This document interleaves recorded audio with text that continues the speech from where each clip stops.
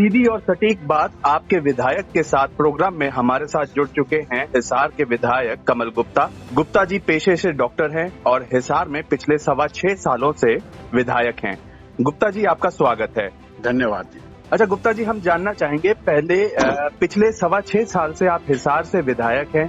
आपने अपने आप अपने कार्यकाल को किस तरीके से आकलन करते हैं? देखिए, जब से यहाँ की जनता ने मुझे अपना बहुत ही प्यारा वोट देकर और जिम्मेवारी से विधायक बनाया जी, तो हमने भी पूरा अपना मन लगाकर, पूरा 100% मन लगाकर जनता के बीच में जाकर जनता की जो भी समस्याएं थी जी, आमतौर पर जैसे बिजली की, सड़क की, पानी की और भी कई जो जीवन से जुड़ी हुई बातें हैं, चाहे वो एसटीपी की हो जिसमें सीवरेज ट्रीटमेंट प्लांट की बात हो, पानी की बात हो, पानी शहर में 135 लीटर प्रति व्यक्ति हमें देना चाहिए, हम दे पाते थे 100 लीटर प्रति व्यक्ति जी, लेकिन हमने जो यहाँ वाटर वर्क्स काडा का लगाया तो उसके बाद से हमने पानी की पूर्ति भी 135 लीटर प्रति व्यक्ति की जी। वो एक अलग बात है कि किसी गली में अगर पानी की लाइन ना हो जी, तो उस गली को वंचित रहना स्वाभाविक है, लेकिन हमने पूरे शहर का जहाँ तक आंकड़ा है हमने 135 लीटर प्रति व्यक्ति पानी देने का प्रयास किया और उसमें सफल भी हुए जी। एक ये यहाँ पर जो जितना भी पूरे शहर से गंद जो मलमूत्र इकट्ठा होता था जी, पहले हम वो यहाँ के खेतों में बहा देते थे जी। पिछले अनेक वर्षों से ऐसी कोई व्यवस्था नहीं थी और उसके नाते उसके चलते पूरा शहर मलमूत्र की फसलें खाता था, जो कि एक क्राइम था। It was criminal on the part of the government. उसको हमने एक एसटीपी बनाकर जी, और पूरे शहर के इस गंद को साफ करके और अब जो हमारे पास जो खेती या जो फसलें आती हैं वो साफ पानी की आती हैं जी। सड़कों की बात करें तो लगभग पूरे शहर में जी, sector 13, sector 14, sector 15 urban estate और इधर मॉडल टाउन, इधर Badwali Dhani, Mahavir colony, DCM mill rate और ये जो सब्जी मंडी चौक को जो 5 सड़कें फटती हैं और जो ये मंडी रोड है और डीएन कॉलेज के आगे की रोड है, सदरन बाईपास है, अनेक सड़कें हमने बनवाई जी। और लगभग शहर की सभी गलियों को हमने उसमें इंटरलॉकिंग टाइल्स लगाए और जो सड़क के दोनों तरफ का जो कच्चा रास्ता होता है उसको भी हमने पक्का बनवाने का काम किया। जी जी। गुप्ता जी, मैं आपसे ये भी जानना चाहूंगा, जैसे आप सीवरेज ट्रीटमेंट प्लांट की बात कर रहे हैं, उसी प्रकार से हिसार एक काफी व्यवस्था, जो ट्रैफिक व्यवस्था है उसकी काफी चरमराई हुई है, ट्रैफिक व्यवस्था काफी चरमराई हुई है। हाँ। तो ट्रैफिक व्यवस्था को सुचारू करने के लिए आपने कोई नया प्लान लाया हो? हाँ, देखिए, आपकी बात सही है जी, कि ट्रैफिक व्यवस्था काफी चरमराई हुई है, लेकिन इसके सुधार में हमने जो काम किया जी, हमने डाबड़ा पुल का दोहरीकरण किया जी, तो डाबड़ा पुल पर जो जाम लगता था वो आज नहीं लगता है जी, हमने जितने भी फाटक हैं शहर में जी, उन फाटक के दोनों ओर लगभग 100 से 150 मीटर दूरी तक डिवाइडर बनवाए जी, उन डिवाइडर बनने से जब फाटक खुलता है तो वहां जाम नहीं लगता। जी, आज आपको फाटक खुलता है तो वहां जाम आपको देखने को नहीं मिलेगा जी, फिर हमने अनेक सड़कों पर, बहुत सारी सड़कें हैं, जैसे सब्जी मंडी चौक है जी, उसमें 5 सड़कें हैं, 5 सड़कों को हमने 4 लेन में कन्वर्ट किया। जी, 4 लेन में कन्वर्ट करने का मतलब यह है कि हमने बीच में डिवाइडर लगवाए। जी, तो डिवाइडर लगवाने से वहां की जो व्यवस्था है वो ठीक बनी। जी, अब हम जो सूर्यनगर का जो फ्लाईओवर बन रहा है जी, और जो अंडरपास भी बन रहा है, जी, पटेल नगर का हमने आरयूबी बनवाया, जी, सेक्टर 16-17 पर हम फ्लाईओवर बनवा रहे हैं, जी, कैमरी रोड पर जो कैमरी जाते हैं वहां पर भी जो रेलवे लाइन है वहां पर भी फ्लाईओवर बन रहा है। जी तो मैं ये समझता हूँ कि हमने सदर्न बाईपास भी बनवाया, हमने कई व्यवस्थाएं ऐसी की जी जिससे ट्रैफिक में काफी सिग्निफिकेंट सुधार हुआ। जी लेकिन फिर भी सुधार जो ट्रैफिक है उसकी इतनी ज्यादा संख्या है कि इतने सब सुधार के प्रयासों के बाद भी जी ये समस्या है अभी। तो इसको हम सोच रहे हैं, एक तो ये जो एलिवेटेड रोड की बात है जी इसकी चर्चा चली हुई है, इसकी फिजिबिलिटी की रिपोर्ट आने वाली है। जी इस तरह से कई चीजें जो हैं वो देखने की बात है।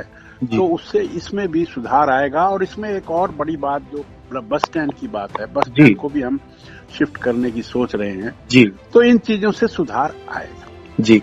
लेकिन अच्छा इतने प्रयास हमने जी किए हैं सिग्निफिकेंट। डॉक्टर साहब, किसान आंदोलन एक मुद्दा बना हुआ है। लंबे समय से लोग जो हैं, किसान जो हैं, वो दिल्ली के अलग अलग बॉर्डर पे बैठे हैं और इसी बीच अभय चौटाला ने भी अपना इस्तीफा दे दिया है। तो किसान आंदोलन का जारी रहना और अभय चौटाला का इस्तीफा देना, इसको आप कैसे देखते हैं? देखिए, मैं एक बात समझता हूँ, एक बात समझने की है जी और बात समझने की ये है कि जब से देश आजाद हुआ जी तब से लेकर आज तक हमारा किसान भूखा मरता है। जी हमने उसको सुधारने के लिए ये 3 कृषि कानून लाए। जी हमने उनको फसलों की बेचने की आजादी दी जी कि गली में बेचें, सड़कों पर बेचें, कहीं भी बेचें। जी दूसरी बात, हमने स्टोर करने की, जो है हमारा अनाज सड़ता था, बेकार जी जाता था, हमने स्टोरेज की हमने एक कानून बनाया कि भी कितना भी स्टोर कर सकते हैं ताकि अनाज बेकार ना जाए। जी और तीसरा, हमने कॉन्ट्रैक्ट की बात की। मैं ये समझता हूँ कि ये तीनों कानून ऐसे हैं 100% पारदर्शिता वाले हैं, 100% किसानों के फायदे वाले हैं, 100% देश में इसकी भलाई होगी। जी लेकिन मैं एक बात इसके साथ साथ ये भी कहना चाहता हूँ कि अगर हमारे कुछ किसान भाइयों को ये लगता है कि ये कानून ठीक नहीं है, जी तो इसमें गहरी बात यह है कि हमने ये 3 कानून जबरन नहीं लागू किए। जी हमने ये कहा कि भी ये सुधार के लिए हैं। अगर किसी किसान भाई को लगता है कि इनमें कोई कमी है जी तो वो इनको अडॉप्ट ना करे, जी वो ना तो कॉन्ट्रैक्ट में जाए ना बाहर बेचे, वो मंडी में जाकर बेचे। वो व्यवस्था तो अभी भी लागू है। जी हमने ये जो 3 कानून बनाए ये विकल्प के तौर पर बनाए, ये समझने की बात है। जी विकल्प के तौर पर, उदाहरण के तौर पर, मान लो किसी के पास एक व्यक्ति है, वो खेत बहाता है हल से जी और हम उसको कह रहे हैं कि ट्रैक्टर की ऑप्शन है। जी मान लो उसे लगता है कि नहीं, ट्रैक्टर की तो ऑप्शन ठीक नहीं है, तो वो ट्रैक्टर ना चलाए, वो अपना जो रूटीन का जो है उससे करता रहे काम। जी हमने किसान को ये मना नहीं किया कि आप बिना कॉन्ट्रैक्ट के भी खेती कर सकते हैं। हमने कहा करिए। राइट। आपको बाहर जाने में अगर दिक्कत है, उसमें स्वतंत्रता नहीं लगती, आपको फिजिबल नहीं है, तो आप मंडी में जाकर बेचिए। जी हमने जो एमएसपी पर फसल खरीदी है, जी ये फसल पिछले सालों की तुलना में कहीं अधिक है। जी तो पिछली ऑप्शन तो है ही, हमने ये एक ऑप्शन और दी। ये ऑप्शन भले के लिए है। अगर किसी को ये लगता है कि ये भले के लिए नहीं है तो वो इसको अडॉप्ट ना करे। जी इसमें आंदोलन की बताइए कहाँ आवश्यकता?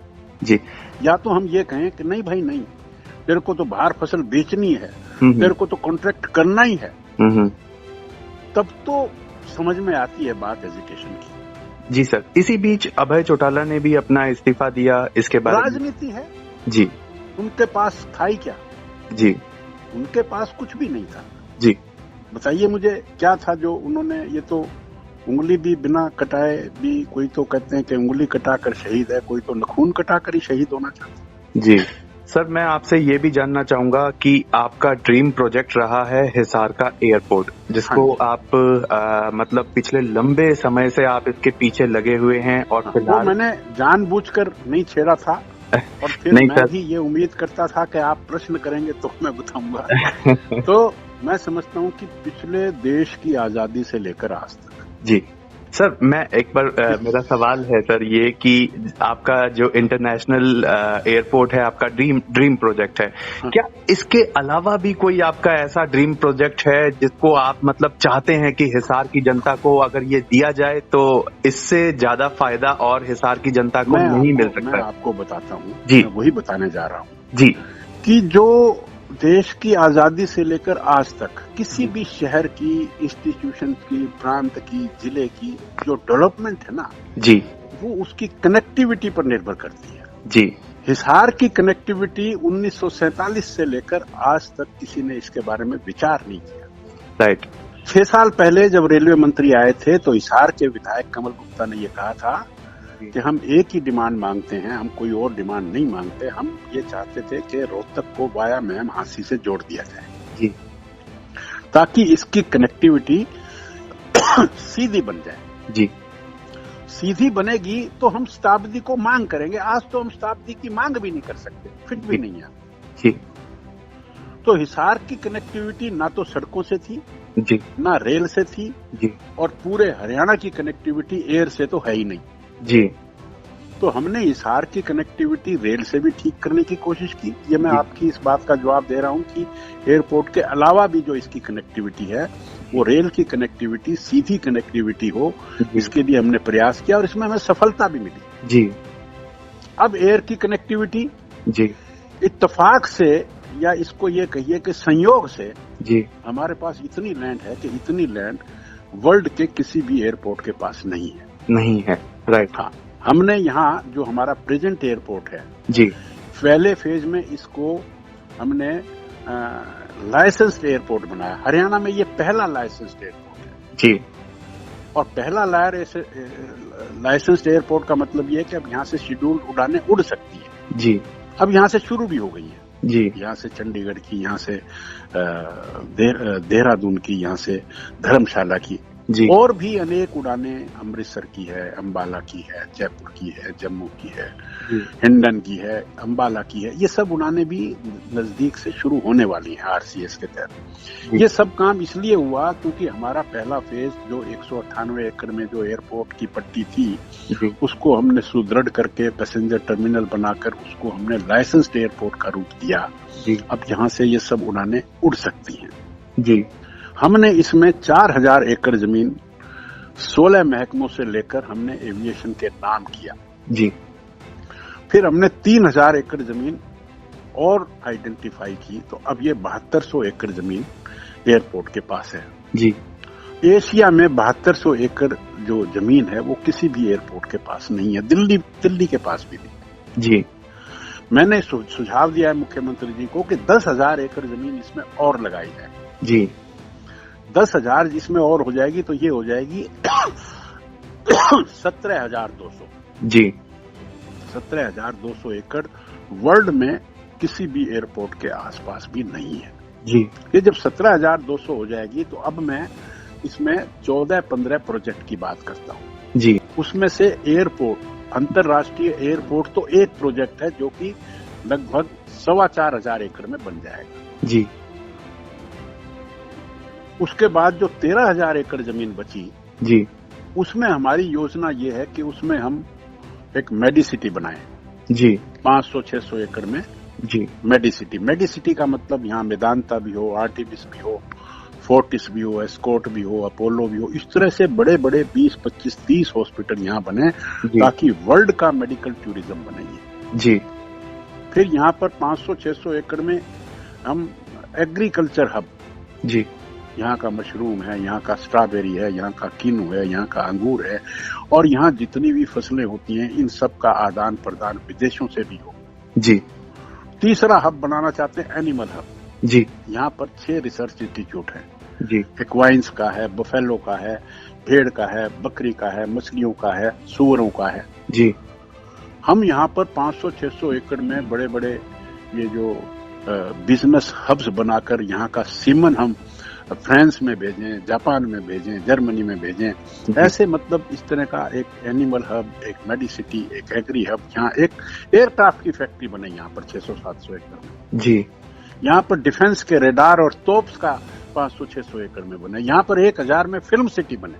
जी, यहाँ पर आईटी हब बने, इस तरह से 14-15 एक एट्रोट्रोपोलिस सिटी बने, एक ग्रेटर हिसार बने, और फिर हिसार की ग्रेटर हिसार बनकर हिसार डेवलपमेंट अथॉरिटी बने जी। इस तरह से जो बहुत बड़े बड़े प्रोजेक्ट, और इस तरह से जो कहीं भी वर्ल्ड में ये कॉन्सेप्ट एयरपोर्ट के नजदीक कहीं भी नहीं है पूरे वर्ल्ड में जी।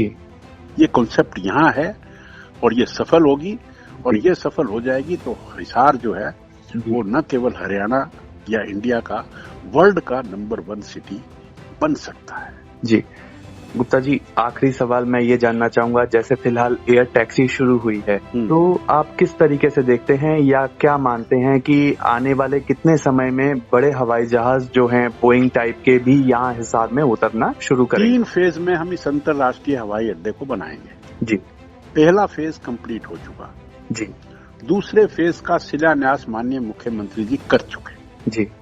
उसमें 10,000 फुट की पट्टी रनवे बनेगा जी।